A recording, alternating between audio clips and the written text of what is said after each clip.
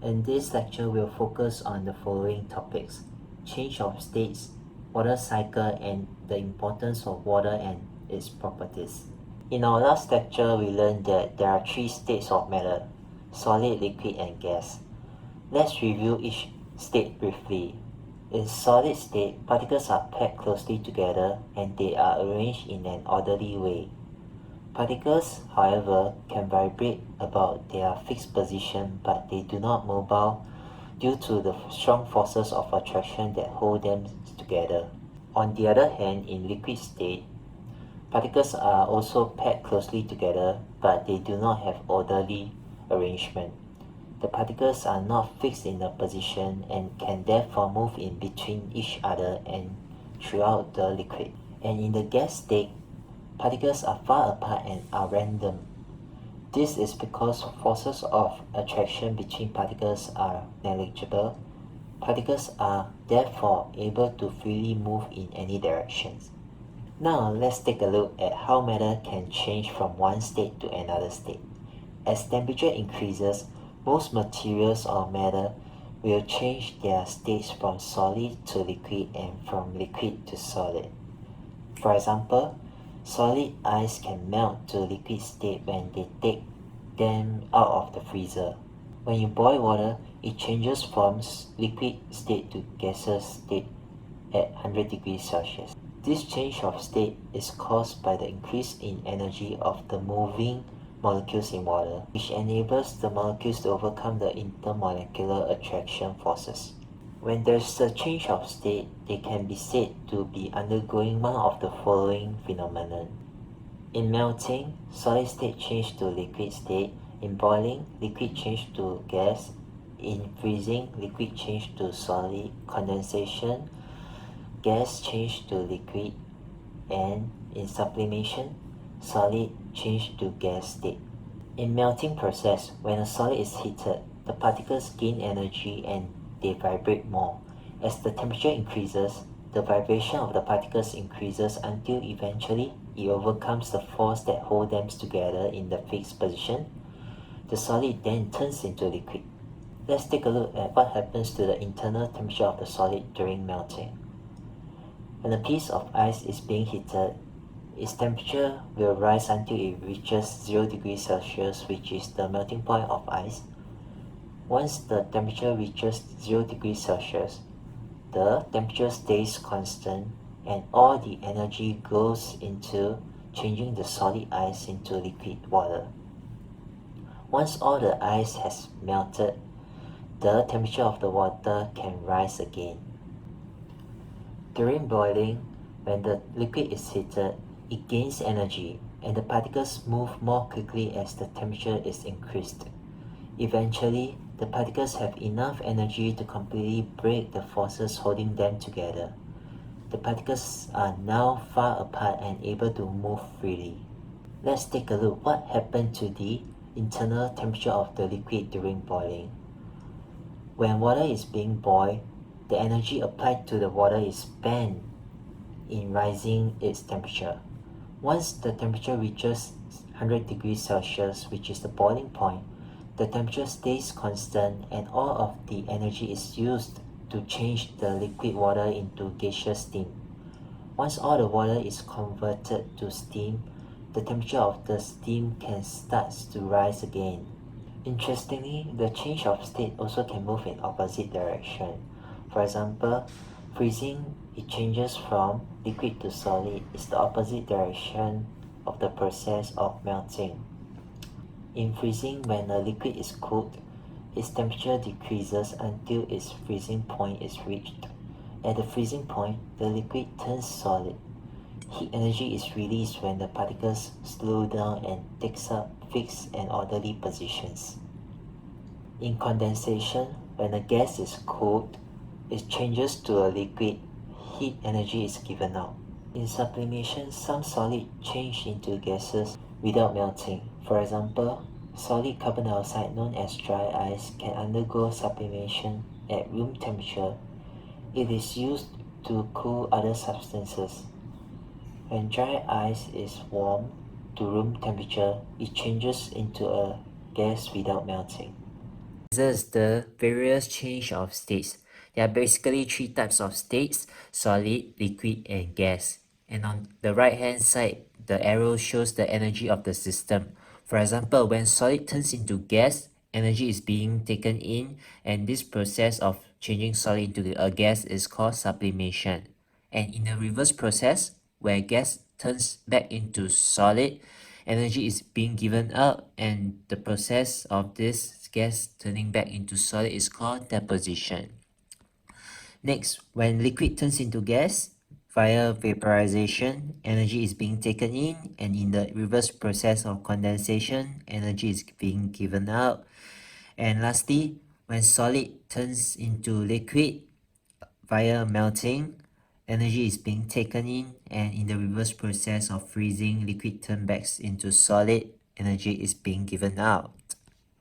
To better understand the concept of change of states, click on the YouTube link. In a water cycle, we can see or experience various change of states. And water cycle basically describes the movement of water above, on, or as well as below the surface of the earth. Water cycle basically describes the movement of water above, on, as well as below the surface of the earth. The following are the various stages of water cycle. In the evaporation stage, vaporization of liquid happens only on the surface of the liquid. Think about it. How is this different from boiling? Boiling is a fast process and it only happens when temperature reaches boiling point, whereas evaporation is a slow process. The temperature do not need to reach boiling point in order for it to occur. And in the condensation, this is the reverse of vaporization, where steam, water in the gas state, cools to water droplet and forms clouds in the sky. For precipitation, this is defined as atmospheric water vapor condenses to water and falls back on Earth as rain or even snow. Water can fall back on the Earth and collected as groundwater or as runoff. Now let's take a look at each stage in detail.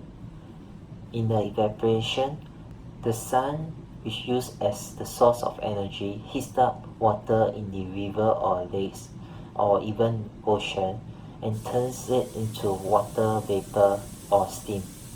The water vapor or steam leaves the river, lake or ocean and goes into the air. In the condensation stage, the atmospheric water vapor eventually condenses, forming tiny droplets in the formation of clouds. And in the precipitation, it occurs when so much water has condensed that the air cannot hold it anymore. The clouds get heavy and water falls back to the earth in the form of rain or snow. When water falls back to earth as precipitation, it may fall back in the oceans, lakes, or river, or it may end up on land as collection. Some of the precipitation soaks in the ground, and this is the main source of the formation of waters found on land, rivers, lakes, groundwater, and glaciers. While some of the groundwater is trapped between rock or clay layers, this is called groundwater. Groundwater can return into the lakes, rivers, and the oceans. Most of the water which returns to the land flows downhill as runoff, while some of it penetrates and charges groundwater, while the rest as river flow returns to the ocean where it evaporates. This diagram summarizes the water cycle process. Water from the ocean, soil, and lake evaporates into water vapor and condenses back to water droplets to form clouds in the sky. Once the cloud is saturated, it will undergoes precipitation and rain will fall back to land as surface runoff and groundwater. This whole cycle is called the water cycle process. Click on the YouTube video link to understand more about the water cycle. Now, let's turn our attention to the importance of water in biological system, for example, human beings and in the environment. For water in biological system, we all need water to survive. Why? We need water to transport food and oxygen to the cells and carry away waste. While water also plays a major role in regulating body temperature. Next, water in the environment. Why is water important in the environment? Water forms the environment in which many living things live. For example, coral reefs and large bodies of water can moderate the local climates, therefore preventing extremes in local temperature. Lastly, water causes weathering and erosion of rocks, thus releasing the vital elements trapped in the rocks and creates loose soil for plants' life. Flowing water helps to transport the nutrients released to other places, thus distributing nutrients to benefit more living things over a wider area. Now we are going to talk about properties of water. The reasons why water is important in life are mostly due to the unique properties of water. Let's turn our attention to the various properties of water. One of the properties of water, it is a universal solvent. An extraordinary properties of water is its ability to dissolve other substances. If it is not for the solvent properties of water, life couldn't exist because water transfers nutrients vital to life in the animals and plants. A drop of rainwater falling through the air dissolves atmospheric gases. When the rain reaches the earth, it can affect the quality of the land, lakes, and rivers. Another property of water is the boiling point and freezing point. Pure water at sea level boils at 100 degrees Celsius and freezes at 0 degrees Celsius. At higher elevations where lower atmospheric pressure it is, water's boiling temperature decreases.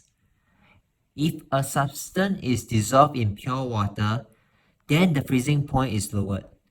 That is why salt was spread on streets in winter and prevent ice formation. The next property of water is thermal properties. Water absorbs and releases more heat than many substances. Because of this, it is widely used for cooling and for transferring heat in thermal and chemical processes in chemical industry. Large bodies of water such as ocean or the Great Lakes in US have a profound influence on local climates. These large bodies of water are the world's great heat reservoirs and heat exchangers and the source of much of the moisture that falls as rain and snow over adjacent land masses. The next property of water is surface tension. Surface tension is a measure of the strength of water's surface film. The attraction between the water molecules creates a strong film, giving rise to high surface tension of water. This high surface tension permits water to hold up substances heavier and denser than itself. It is this surface tension property that is essential for the transfer of energy from wind to water to create waves in the ocean. Waves are necessary for rapid oxygen diffusion in the lakes and sea for the survival of marine organisms. And the next property of water is high adhesion. Water molecules can bind to many other substances such as glass, cotton, plant tissues, and soils. This is called adhesion. For example, in a thin glass tube, when the molecules at the edge reach fall and adhere to the molecules of the glass just above them, they at the same time tow other water molecules along with them. This process is called capillary action. Thus, water readily wets many materials. Capillary actions allows a paper towel or a sponge to be used to soak up spilled water. Without this property, the nutrients needed by plants and trees would remain in the soil. And last but not least of water properties is density. The density of liquid water is the highest at 4 degrees Celsius, and the ice has a lower density than water. Ice therefore floats on water. If not for this property, aquatic organics will freeze to death during the winter season. To find out more about the water properties, please click on the YouTube link here. Hello guys, thank you for watching. This is Dr. Edison H. If you like this video, don't forget to share with your friends who may like this, and subscribe and follow the following Instagram, Facebook and YouTube channel. If not, I will see you in the next video. Peace!